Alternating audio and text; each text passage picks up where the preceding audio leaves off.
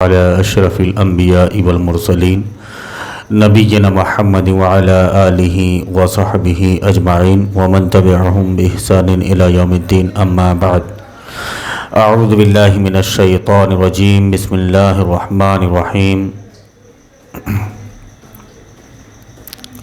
وَلَقَدْ بَعَثْنَا فِي كُلِّ أُمَّةٍ رَسُولًا أَنِ اعْبُدُوا اللَّهَ وَاجْتَنِبُوا الطَّاغُوتَ۔ یہ سورہ نحل کی آیت نمبر 36 ہے۔ پچھلے درس میں آپ نے لا الہ الا اللہ محمد رسول اللہ کے سلسلے میں جو اس کے معنی و مفہوم کو سمجھنے میں غلطی جو ہوئی ہے کہ آدمی نے اس کا معنی و مفہوم کیا سمجھا ہے جبکہ شریعت اس سے کیا مراد لینا چاہتی ہے، یہ ہم نے آپ کے سامنے ذکر کیا۔ یہ پہلی غلط فہمی تھی۔ آج پارٹ نمبر 69 میں 69 میں دوسری جو غلط فہمی ہے اس کو ہم واضح کریں گے، اور یہ جو دوسری غلط فہمی ہے اس میں ہو سکتا ہے کہ اس کے بھی 2 پارٹ 3 پارٹ جو کچھ بھی ہوں وہ بن جائیں۔ آج کے پارٹ میں ممکن ہے کہ بات مکمل نہ ہو سکے، تو یہ تو ویسے ہی پروگرام اپنے ریگولر ہیں، لگاتار وہ بھی آ جائے گا انشاءاللہ۔ اچھا، یہ جو دوسری غلط فہمی پائی جاتی ہے، آپ دیکھو گے کہ طاغوت کے انکار کے سلسلے میں اہل حدیث حضرات کیوں نہیں آتے؟ سوال ہے صاحب بڑا۔ باقی ساری چیزیں آپ دیکھو گے تو ان میں ٹھیک ہے معاملہ، لیکن طاغوت کے انکار والی جب بات آتی ہے تو اس میں اتنا نہیں آتے۔ وجہ کیا ہے؟ کہ ایک شبہ یہ بھی پیدا ہوتا ہے کہ نماز ہو، روزہ ہو، حج ہو، زکوٰۃ ہو، پردے کے احکام ہوں، اور اس کے علاوہ بھی جو دیگر دوسرے مسائل ہیں، نماز، روزہ، حج، زکوٰۃ، پردہ اور جو دیگر دوسرے مسائل ہیں، اس کی اہمیت قرآن میں بار بار بتائی گئی ہے۔ نماز کو دیکھ لو آپ، زکوٰۃ کو دیکھ لو آپ، اقیموا الصلاۃ وآتوا الزکاۃ، اقیموا الصلاۃ وآتوا الزکاۃ، اتنی تفصیل کے ساتھ اللہ رب العالمین نے ان کو ذکر کیا ہے، اور انہی چیزوں کے جیسے نماز ہے، روزہ ہے، اس کی تفصیل احادیث میں بھی آئی ہے۔ نماز، روزہ، ان کی اہمیت کے مطابق قرآن میں بھی بار بار یہ چیزیں آئی ہیں، اور احادیث میں بھی اس کی تفصیل بیان کی گئی ہے، یہ تو سبھی کو معلوم ہے۔ جبکہ کفر بالطاغوت اور ایمان باللہ،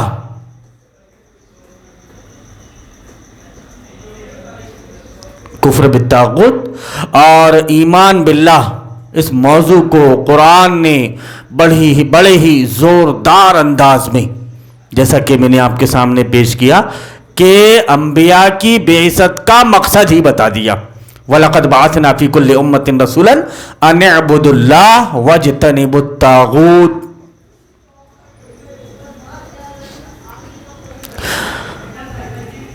اس کا جو تذکرہ ملتا ہے بیشتر آپ کو قرآن کی آیات میں مل جائے گا، لیکن احادیث اس سلسلے میں نہیں۔ کفر بالطاغوت کے سلسلے میں کوئی احادیث موجود نہیں، یا ایسی حدیث سامنے کہاں آئیں کہ آپ کے اوپر ضروری ہے کہ طاغوت کا انکار کرو؟ آپ قرآن میں آیا ہے، فَمَنْ يَكْفُرْ بِالطَّاغُوتِ وَيُؤْمِنْ بِاللَّهِ، قرآن میں آیا ہے، احادیث میں ایسا کہاں آیا ہے؟ تو گویا حدیث میں نہیں آیا تو اہل حدیث اس کو نہیں مانیں گے. بڑی چیز ہے صاحب یہ، کیونکہ سارا جو غرہ ہے احادیث کے بیس پر، ناف کی حدیث لے لو، ٹوپی کی حدیث لے لو، ٹوپی کی نہیں ملے گی، پگڑی کی ملے گی، داڑھی کی حدیث لے لو، ٹکنے کی حدیث لے لو، یہ احادیثوں پر بڑا زور. لیکن اب چونکہ احادیث میں اتنا ذکر کفر بالطاغوت کے سلسلے میں نہیں آیا تو کوئی خاص چیز نہیں ہے مولانا، بہت بات کی چیز ہے. پہلے آپ کو ایسا کرنا ہے، لوگوں کو صرف آپ دعوت دیتے رہو. یہ کفر بالطاغوت لے کر آپ کیسے بیٹھ گئے؟ تو احادیث میں اس کا تذکرہ کیوں نہیں ملتا؟ کیا اس حکم پر رسول اللہ صلی اللہ علیہ وسلم نے عمل نہیں کیا؟ اور اگر کیا تو کتب احادیث میں اس کا ذکر کہاں ہے؟ اب یہ بتاؤ آپ. ظاہر سی بات ہے، پھر سوال تو سوال ہے آدمی کا، اشکال تو اشکال ہے.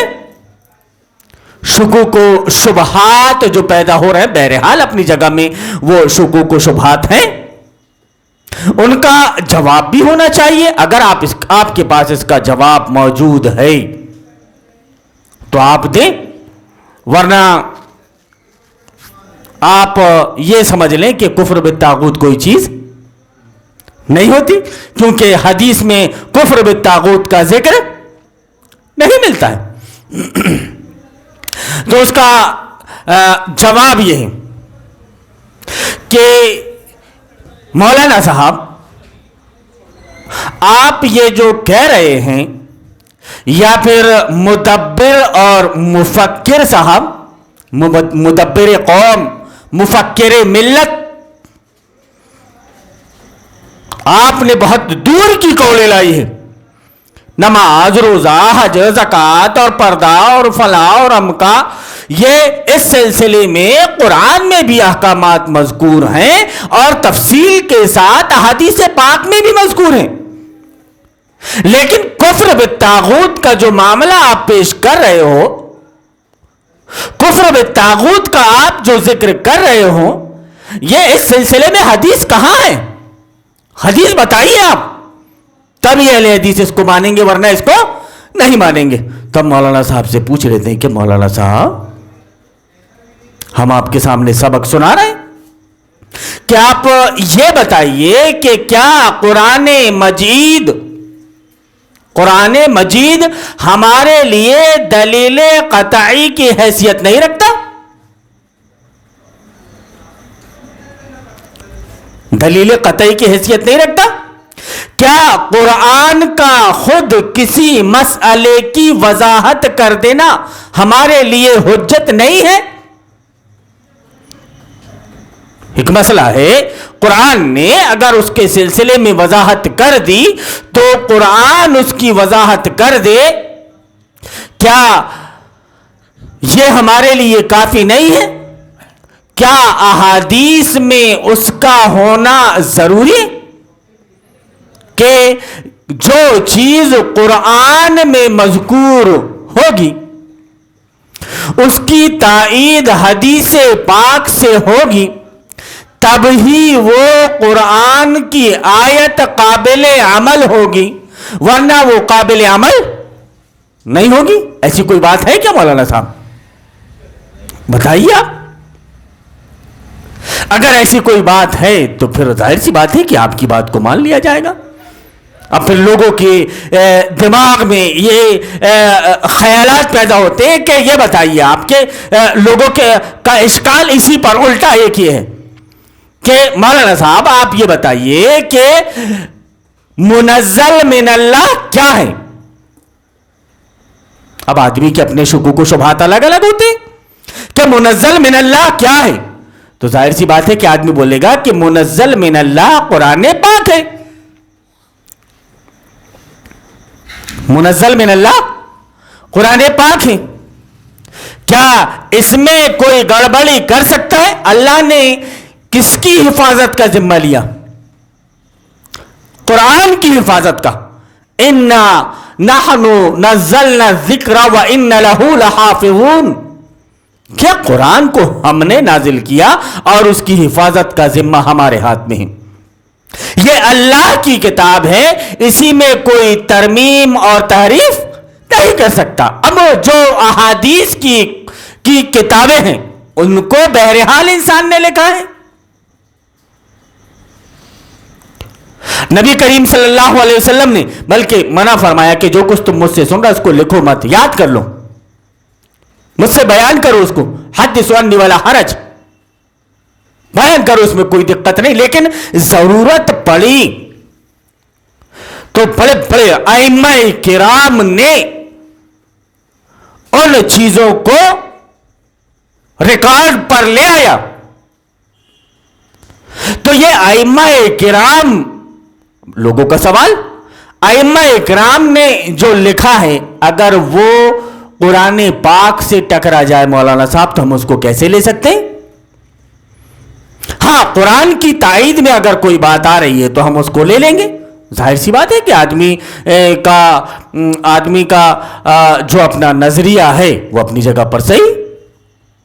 لیکن کیا ہوتا ہے کہ طاغوت کے انکار کے سلسلے میں جب آپ بات کرو تو یہ احادیث ایسی لے کر چلے آئیں گے کہ جس سے یہ سمجھ میں آتا ہے کہ نہیں، آپ طاغوت کی حمایت کر سکتے ہو، اس کو ووٹ دے سکتے ہو، کفر بالطاغوت ضروری نہیں. اب ایک آدمی کے سامنے آپ بخاری کی حدیث پیش کرو گے، مسلم شریف کی حدیث پیش کرو گے تو آدمی کا حال کیا ہوگا کہ وہ بولے گا کہ صاحب کہ اللہ کی کتاب سے بات ٹکرا رہی ہے، امام بخاری نے اپنی طرف سے لکھ دی ہوگی، ہم ان کی بات کو نہیں مانتے. تو یہ کیا کرتے ہیں کہ آپ کے پاس اس بات کو لے کر کے آئے اور جو اس میں مطلب واضح کیا گیا ہے، جس پس منظر میں وہ احادیث آئی ہیں، جس پس منظر میں وہ احادیث آئی ہیں، ان احادیث کو کسی اور پس منظر میں ڈھال کر آپ کے سامنے بیان کر رہے ہیں. اب ظاہر سی بات ہے کہ قرآن سے اگر حدیث کی بات ٹکرا رہی ہے اور ایک آدمی چھوڑ رہا ہے تو اس کے اوپر فوراً کیا منکر حدیث. اس کی بات کو اب آپ نہیں مانو گے، اس کی بات کو آپ نہیں مانو گے. ہم کفر بالطاغوت کیسے مان لیں جبکہ حدیث میں اس کا ذکر آیا ہی نہیں ہے؟ یہ بڑا سوال. تو مولانا صاحب سے بڑا سوال کہ مولانا صاحب آپ بتائیے ذرا، عوام کے سامنے واضح کیجئے کہ یہ جو ہے کہ قرآن میں اگر کسی چیز کو واضح کر دیا گیا تو کیا احادیث میں بھی اس کو واضح کر دینا ضروری ہے؟ قرآن کی بات کی سند کے لیے احادیث میں اس کا آنا ضروری ہے، تب قرآن کی بات مانی جائے گی، ورنہ قرآن کی بات نہیں مانی جائے گی. ایسا کچھ تو آپ بتائیے. قرآن کہہ رہا ہے کہ فَمَن يَكْفُرْ بِالطَّاغُوتِ وَيُؤْمِن بِاللَّهِ، کہ جس نے طاغوت کا انکار کیا اور اللہ رب العالمین پر ایمان لے آیا. اچھا مولانا صاحب یہ بتائیے آپ کہ جس چیز کی، اب آدمی اپنا دماغ لگاتا ہے یہاں پر، جس چیز کی اہمیت زیادہ ہوتی ہے، جس چیز کی اہمیت زیادہ ہوتی ہے اس کا ذکر زیادہ آتا ہے، اس کے ذکر کو آدمی مقدم رکھتا ہے. اب دیکھو آپ کے طاغوت کی آیت کتنی جگہ پر آئی ہے، سمجھ رہا صاحب، کتنے مقامات پر طاغوت کی آیتیں آئی، کتنے مقامات پر یہ کہا گیا کہ طاغوت کا انکار کرو، اور وہیں پر آپ دیکھو کہ نماز روزے کے متعلق کتنی آیات آئی ہیں. تو جو زیادہ آیتیں آئی ہیں آپ ان کو مانو گے یا جو کم آیتیں آئی ہیں آپ ان کو مانو گے؟ سمجھ رہے ہو؟ عوام کے دماغ کو پھیرنے کے لیے کسی بھی طرح کی بات لائی جا سکتی ہے. اگر اللہ رب العالمین کی طرف سے ایک مرتبہ حکم آ گیا فَمَن يَكْفُرْ بِالطَّاغُوتِ وَيُؤْمِن بِاللَّهِ فَقَدِ اسْتَمْسَكَ بِالْعُرْوَةِ الْوُثْقَى لَا انْفِصَامَ لَهَا وَاللَّهُ سَمِيعٌ عَلِيمٌ. اب دوسرا کبھی کہیں پر بھی قرآن میں طاغوت کے ضمن میں بات نہ آئے تو اس کی اہمیت کم نہیں ہوگی.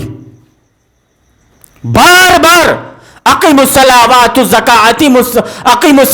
الزکاۃ جائے تو یہ اقیم الصلاوات الزکاۃ کا جو لفظ آیا ہے، جو آپ کو ابھارا گیا ہے، تو وہ زیادہ اس کی اہمیت نہیں بڑھ جائے گی. ہر چیز کے اپنے اپنے مقام اور مرتبے ہیں. ہم یہ بتا رہے ہیں کہ آپ کا جو پہلا اسٹیپ ہے، جیسے کہ پچھلے درس میں لا الہ الا اللہ کے مفہوم کو سمجھنے میں جو غلطی ہوئی ہے، ان غلط فہمی کا ہم نے ازالہ کیا. اب ظاہر سی بات ہے کہ اگر لا الہ الا اللہ محمد رسول اللہ کے اسی مفہوم کو اگر آپ نے سمجھ لیا ہے تو ظاہر سی بات ہے کہ کفر بالطاغوت ضروری ہے.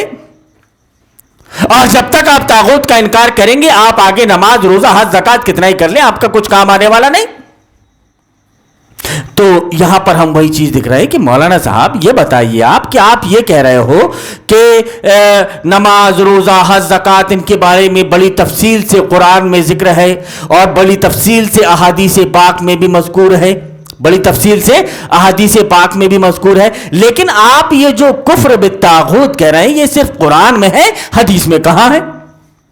تو ہم اہل حدیث ہیں، جب تک حدیث میں کفر بالطاغوت کا مسئلہ نہیں آئے گا ہم اس کا انکار نہیں کریں گے. تو اس کا یہ جواب کہ کیا احادیث میں آنا ضروری ہے؟ جو چیز قرآن میں آ گئی اس چیز کا احادیث میں آنا ضروری ہے؟ ظاہر سی بات ہے کہ جس چیز کی جو وضاحت اللہ نے جتنی چاہی اتنی بیان کر دی. سمجھ جاؤ آپ اس سے. یضل بہ کثیرا ویہدی بہ کثیرا. بہت سے لوگ جو سمجھنا چاہتے ہیں اتنے میں سمجھ لیتے ہیں، اور جو سمجھنا نہیں چاہتے وہ اٹکل میں لگے رہتے ہیں. آپ بھی اٹکلوں میں لگے رہو. تو احادیث کے حجت ہونے پر تو امت کے ایک گمراہ طبقے نے اختلاف کیا، مگر کیا کبھی قرآن کی حجت پر بھی اختلاف ہوا ہے؟ حجت حدیث جو کتاب لکھی گئی، سنت کی آئینی حیثیت جو کتاب لکھی گئی، کتابیں لکھی گئی. وہ مولانا صاحب آپ نے مولانا مودودی کا نام لے لیا صاحب، ان کی سنت کی آئینی حیثیت کا ذکر کر دیا آپ نے. ہاں تو بھائی ذرا پڑھ کر کے دیکھو، آپ اسے چیک کر کے دیکھ لو، آپ کے سامنے آ گئی بات.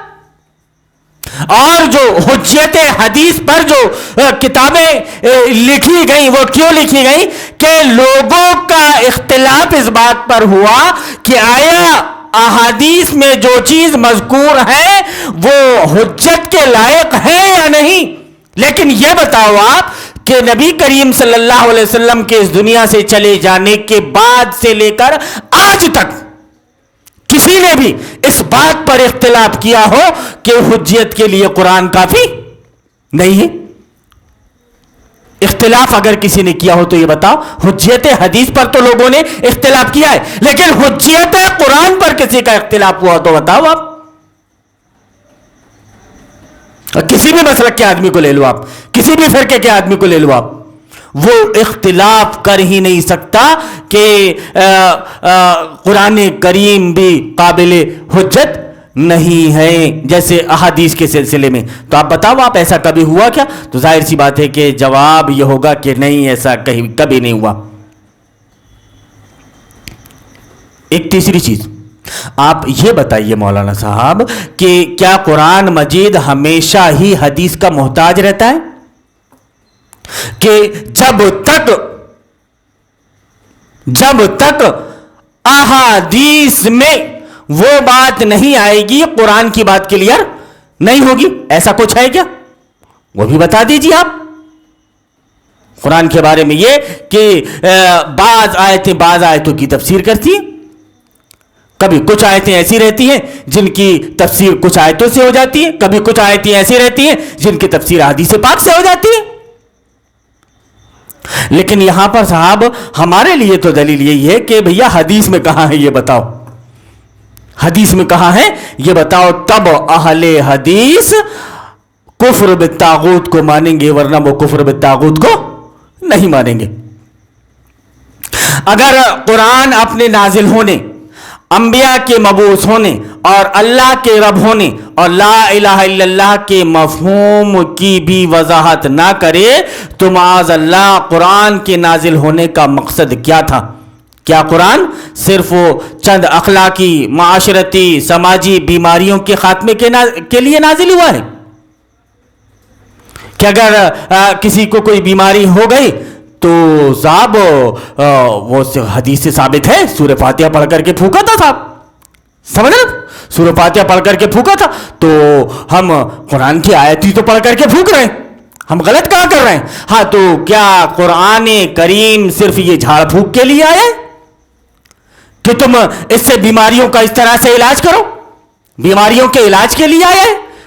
قرآن پاک کفر کے علاج کے لیے آیا ہے، اور نبی کی یہ جو امت ہے اس کے ذمے وہ کام دیا گیا جو کام انبیاء کا تھا، وہ کام نبی صلی اللہ علیہ وسلم کی امت کو دیا گیا۔ اب ظاہر سی بات ہے کہ نبی صلی اللہ علیہ وسلم کی امت کو کوئی کام دیا جا رہا ہو، اب نبی صلی اللہ علیہ وسلم کے بعد کوئی نبی نہ آنے والا ہو، کتنی ذمہ داری بڑھ جاتی ہے قرآن پاک کو لے کر، کتنی ذمہ داری بڑھ جاتی ہے۔ اور یہ بتاؤ کہ آج بھی ہم نے قرآن پاک کو نبی کریم صلی اللہ علیہ وسلم پر نازل ہوتے ہوئے نہیں دیکھا، لیکن اس کا ایک چیلنج دنیا کے لیے آج بھی قائم ہے کہ کوئی اگر چاہے تو اس کی ایک بات کو غلط ثابت کر کے بتا دے۔ کیا یہ بات کافی نہیں ہے کہ یہ منزل من اللہ ہے؟ اس کی ایک بات کو غلط ثابت کر کے بتا دے، دنیا کی ساری طاقت اکٹھا ہو جائے تو اس کی ایک بات کو غلط ثابت نہیں کر سکتی۔ جو احکام انہوں نے بتائے ہیں، سائنسدانوں نے ریسرچ کیا ہے اس پر اور پھر نتائج نکلے ہیں اس کے سامنے کہ آخر کیوں کہ متوفا عنہا زوجہا کی عدت 4 اشہر و 10 4 مہینے 10 دن 4 مہینے 10 دن اور مطلقہ کی عدت 3 مہینے 3 قروء۔ جب ماہر جنین نے ڈی این اے اسپیشلسٹ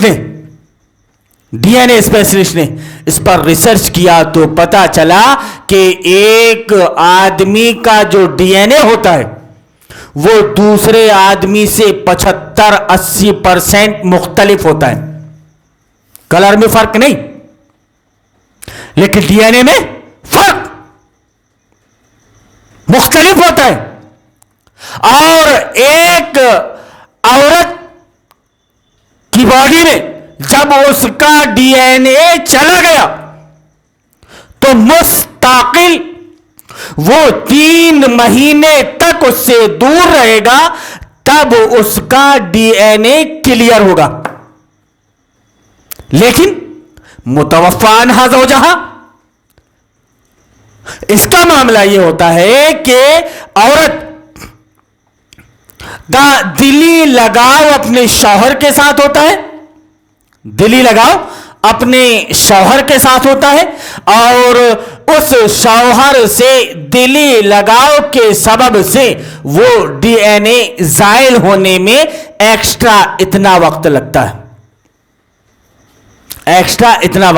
ہے۔ یہ تو سائنس اس زمانے میں نہیں تھی جب اللہ رب العالمین کی طرف سے یہ فرمان آ گیا تھا۔ قرآن پاک میں کتنے سائنسداں، کتنے ڈاکٹرز نے اسلام قبول کر لیا صرف اس بات کو دیکھ کر، اور جو قرآن کے احکام کی خلاف ورزی کرتا ہے اس کا خمیازہ اس کو بھگتنا پڑتا ہے۔ جو طوائف ہوتی ہیں طرح طرح کی بیماریوں کا شکار، تو سبب اس کا سب سے بڑا یہ کسی نے بتایا یہ چیز، لیکن آدمی نے وہ کیا کہ بھائی کیسا کیا جائے، کیسا نہ کیا جائے، کیسا کیا جائے، کیسا نہ کیا جائے۔ ایک واقعہ ہمارے استاذ بتاتے تھے کہ جامعہ ازہر میں ایک مسئلہ آیا کہ ایک ہاسپٹل میں ایک بچہ اور ایک بچی پیدا ہوئی اور اس میں ان کے ہاتھ میں کڑا ڈالنا بھول گئے کہ یہ کس کا بچہ ہے کس کا بچہ نہیں ہے. وہ وہاں پر پہنچے تو انہوں نے کہا کہ اب مکس ہو گیا اور ہر آدمی چاہتا ہے کہ لڑکا میرے پاس میں ہو, ہر آدمی چاہے گا کہ لڑکا میرے پاس میں ہو, تو اس کا حل کیسا نکالا جائے, اس کا حل کیسا نکالا جائے. تو انہوں نے کہا تھا, پوچھا مفتی صاحب سے جا کر کے پوچھا تو انہوں نے کہا کہ زیادہ کچھ نہیں ہے اس سلسلے میں, قرآن میں تو ہم کو کچھ نہیں ملتا ہے, لیکن وہ وراثت کے سلسلے میں ایک بات سامنے آتی ہے کہ للذکر مثل حظ الانثیین, کہ آدمی کا جو حق ہے وہ عورت سے ڈبل ہے, کہ آدمی کو اگر وراثت میں 1 روپیہ مل رہا ہے تو بچی کو 8 آنے ملے گا. تو یہ چیز وہ ڈاکٹر کے دماغ میں بیٹھ گئی. اب وہ ڈاکٹر نے جا کر کے دونوں کا خون ٹیسٹ کیا تو جو لڑکا جس کا تھا پروٹین اس کے دودھ میں یا اس کے خون میں ڈبل پائے گئے, اور لڑکی کی جو ماں تھی اس میں سنگل پائے گئے. دیکھ لیا, فیصلہ کر لیا, ظاہر سی بات ہے. اسی لیے قرآن یہ کہتا ہے کہ افلا یتدبرون القرآن, تم قرآن پر غور و فکر کیوں نہیں کرتے؟ قرآن پر غور و فکر کرو گے تو ہر مسئلے کا حل آپ کو ملے گا. ایسا نہیں, کیونکہ اللہ رب العالمین نے اس کتاب کو 1400 سال پہلے جو نازل کیا, 1400 سال پہلے, اور آج بھی وہ قائم الدائم ہے. آج بھی اس کے احکام بدلے جانے کے لائق نہیں. جو احکام 1400 سال پہلے تھے آج بھی وہی احکام ہے. کیوں؟ کہ ان احکام کو نافذ کرنے والا, یہ سسٹم کو بنانے والا وہ ہے جس نے انسان کو پیدا کیا. انسان ہی 1400 سال پہلے تھا, جب سے دنیا بنی ہے تب سے انسان ہے, اور آخری وقت آتے تک قیامت تک بھی انسان ہی رہے گا. ان کی فطرتیں چینج نہیں ہو سکتی. اللہ رب العالمین نے جو قوانین بنائے, جو ضوابط بنائے, انہی ضوابط کے مطابق ان کو زندگی گزارنی ہے. اصولوں کو دیکھ کر اسلام نے نتائج اخذ کیے ہیں. اب بیچارے جو کچھ لکیر کے فقیر رہتے ہیں, تو مولانا صاحب یہ والی آیت کہاں پر ہے کہ پنکھا چلاؤ, سمجھنا نہیں چاہتے. یہ مولانا صاحب یہ روڈ کو سیمنٹیکرن کرو یا ڈامریکرن کرو, آپ اس کی دلیل قرآن میں کہاں ہے؟ تو گویا ایسی باتیں اگر کوئی آدمی کرے تو آپ یہ سمجھ لو کہ وہ بات کو سمجھنا نہیں چاہتا. جو سمجھنا چاہتا ہے وہ ایک آیت سامنے آنے کے بعد میں بات کو سمجھ جاتا ہے, اور جو نہیں سمجھنا چاہتا وہ طرح طرح کی اٹکلیں لگاتا ہے. اسی لیے ہم نے جمعے کے خطبے میں بھی کہا کہ دیکھو قرآن سے اپنا رشتہ جوڑو.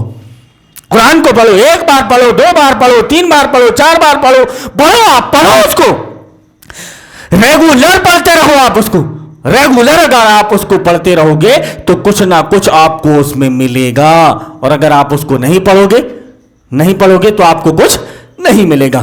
یہ ایسی کتاب ہے کہ جب آپ اس کو لے کر کے بیٹھو گے تو کوئی نئی چیز آپ کو ملے گی. تو قرآن صرف اسی لیے نہیں آیا کہ اخلاقی, معاشرتی, سماجی بیماریوں کا خاتمہ کرے, اس لیے نازل نہیں ہوا ہے.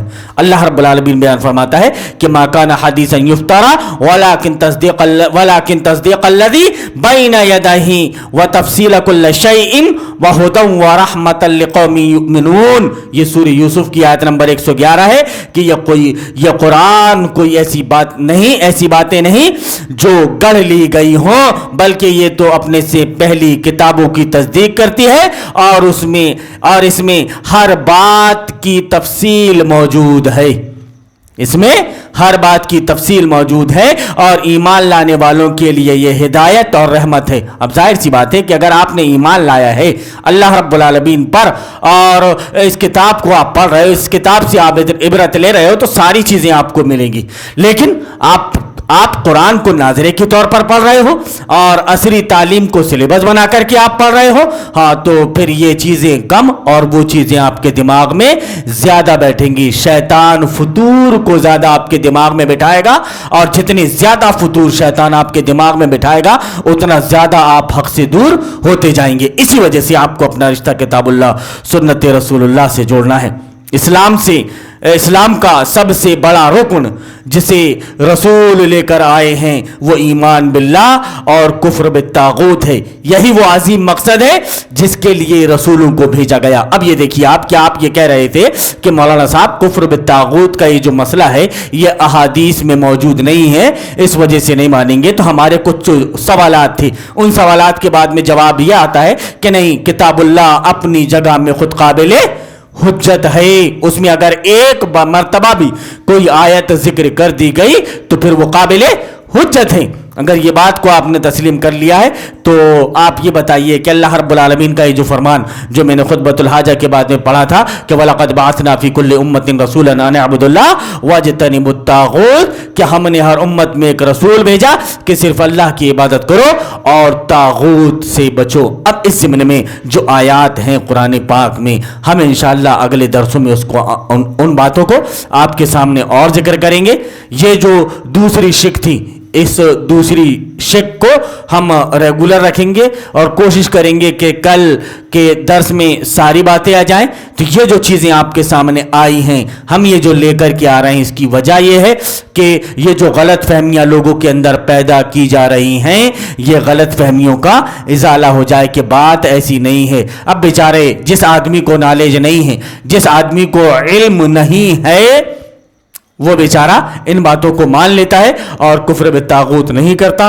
اس طرح سے وہ اپنے ایمان پر قائم اور دائم نہیں رہتا. اللہ رب العالمین سے دعا ہے کہ اللہ رب العالمین تو ہمیں توفیق دے کہ ہم کتاب اللہ اور سنت رسول اللہ کے مطابق زندگی گزارنے والے بن جائیں.